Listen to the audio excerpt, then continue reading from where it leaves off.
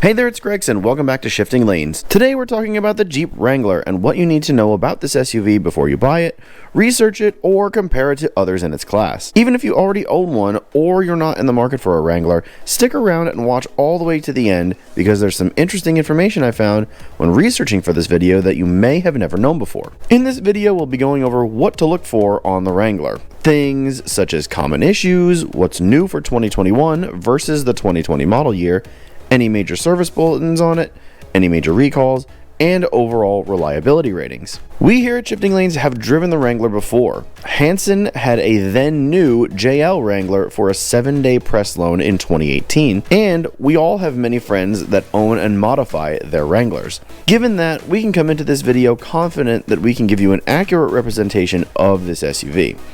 If you'd like to see the full Wrangler review I just mentioned, check the description below for a playlist to all our other reviews, or click the card above. Before we get into the details on the Jeep Wrangler, let's go through an overview. The Wrangler itself is an SUV that really needs no introduction if you know anything about the segment. And yes, I'm calling it an SUV because it really originated in military use as the ultimate utility vehicle. It is also the go-to for off-roading here in the US, putting the sport part of that nomenclature directly at the forefront. So for this video, I'll be referring to the Wrangler as an SUV because, well, it really created that lexicon when it was born. So sorry if you call it something else. The Wrangler is the SUV equivalent of the Porsche 911. Now, obviously, I don't mean in the performance category, as they are completely different vehicles for completely different things. Instead, I mean the Wrangler has had subtle but meaningful updates done to the looks of it inside and out over the years, similar to how Porsche updates the 911. And while the 911 has changed a bit over the years, the shape and overall aesthetic hasn't. And that's a very good, iconic thing. The same holds true for the Wrangler. You will always know one when you see it, no matter what year it's from, because of its unique Jeep grille, the round headlights, except for that one squared generation, and rugged, muscular body design. The Wrangler has about 1 billion different configurations within the platform.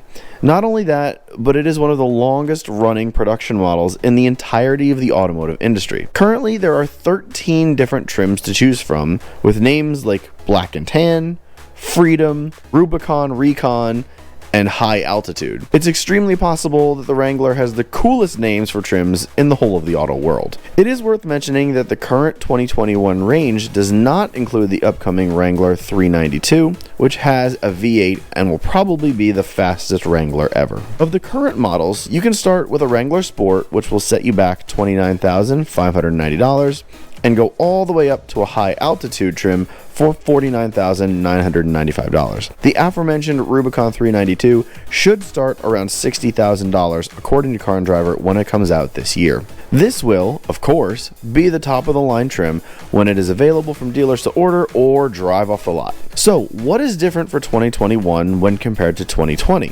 Well, despite the Wrangler being around since the dawn of time, a lot actually. The Wrangler 392 trim is new, and that version will get a 470 horsepower V8, which Jeep says can hit 0 to 60 in 4.5 seconds. It will wear 33-inch tires and get hooked up with every off-road thing and accessory Jeep can humanly throw at it. On top of that, there's also going to be a Wrangler plug-in hybrid called the 4xe, which is how they pronounce it, not 4xe. That model will get a 4-cylinder turbo engine paired with an electric motor. Combined, it will produce 375 horsepower. With this Wrangler, you can drive up to 25 miles on electric power only, according to Jeep. The 4xe will only be available on 4-door unlimited trim models with no sacrificing ground clearance. Lastly, there is now an 80th anniversary edition Wrangler and an Islander version, the latter of which is, you guessed it, beach themed. Other minor updates to the Wrangler lineup include the Sport trim getting a 2-speed transfer case,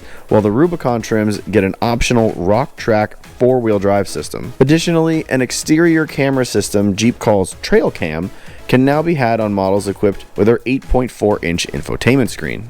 If you've made the decision to purchase a Wrangler, the rest of this information should help you make an informed decision about the SUV itself. This isn't a video on how to negotiate pricing, but after this you should be armed with a bit more knowledge on potential trouble areas, which may help in many different purchase-related scenarios. First, let's talk about some common issues in the Wrangler lineup. CarComplaints.com has the top 3 trouble areas of the Wrangler as TIPM failure on the 2012 Wrangler with an average cost to fix of $1,300. Average mileage of this issue reported is 52,000 miles. Next up is the legendary, for a bad reason, death wobble on the 2007 Wrangler, but this happens on multiple years and generations, with an average cost to fix of $800 and an average mileage reported for this issue of 73,000 miles. And lastly, head has to be replaced on the 2012 Wrangler with an average cost to fix of a whopping $4,400.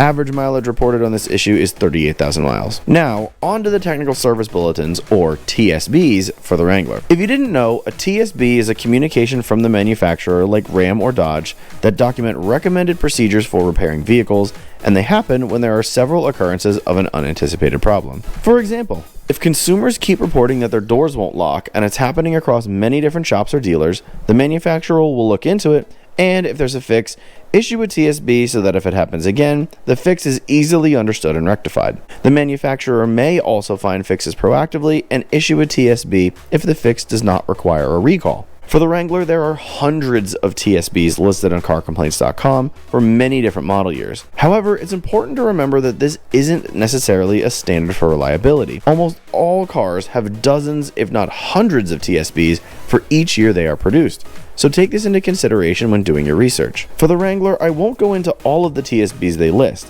but if you're more DIY inclined, it's worth poking around in the TSBs should you find something wrong with your vehicle and want to fix it yourself.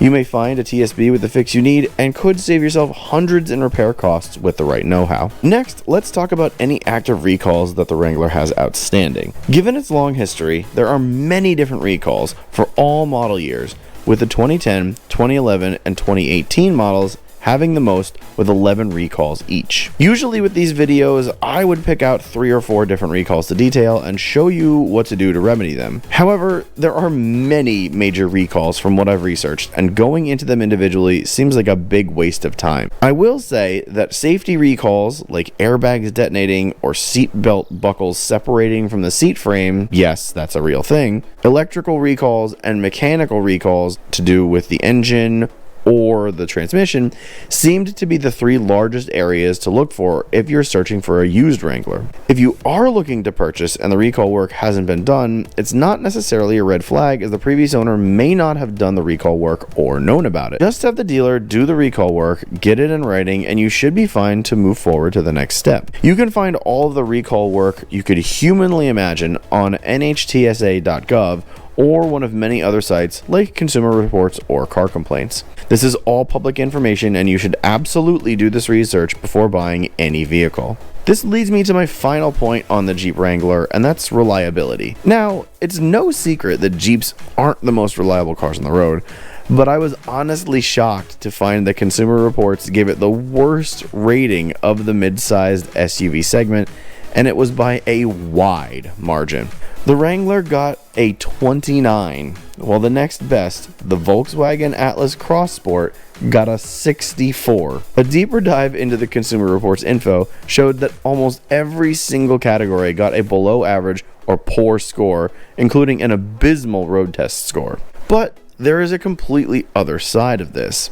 The other side of that is the owner satisfaction scores, which are, predictably, through the roof. Wranglers on the whole aren't very reliable and are often one of the most stolen cars in the US. But to those that are buying them, none of that matters. It's a Jeep Wrangler. It's the original SUV. It's one of the few vehicles you can buy from factory and then immediately go to the Moab Desert and conquer it. Wrangler owners put up with this because it's cool. The Wrangler is rolling automotive history, and the owners know this. They'll keep coming back and buying them as long as Jeep keeps making them, because they just don't care about the downsides. One final thing to note here is that everything I found matched up to the NHTSA bulletins, complaints, and recall information, along with the reliability standards. With all of this being said, do we recommend you still go in to buy or test drive the Wrangler if you don't own one? That answer is a maybe. If you're looking for an SUV that can do it all, but don't want considerable drawbacks, maybe you should look into something else. But if you want to go off-roading and don't really care about long-term quality, then the Wrangler is 100% the SUV for you. And if you're buying new, any of the issues I did mention, or even new ones, can be remedied by your factory warranty, which will cover you should anything happen. I hope that this video helps you in making your buying decision a bit easier or made you become a better informed owner. If you liked this video or found it informative, please consider hitting the subscribe button, turning on the notification bell, and giving this video a thumbs up. If you want to follow us outside of YouTube, you can find us at Shifting Lanes on Facebook and Instagram, where we post about the cars we review, our personal cars, and industry news and adventures. Again, my name is Gregson. Thank you so much for watching, and I'll catch you next time.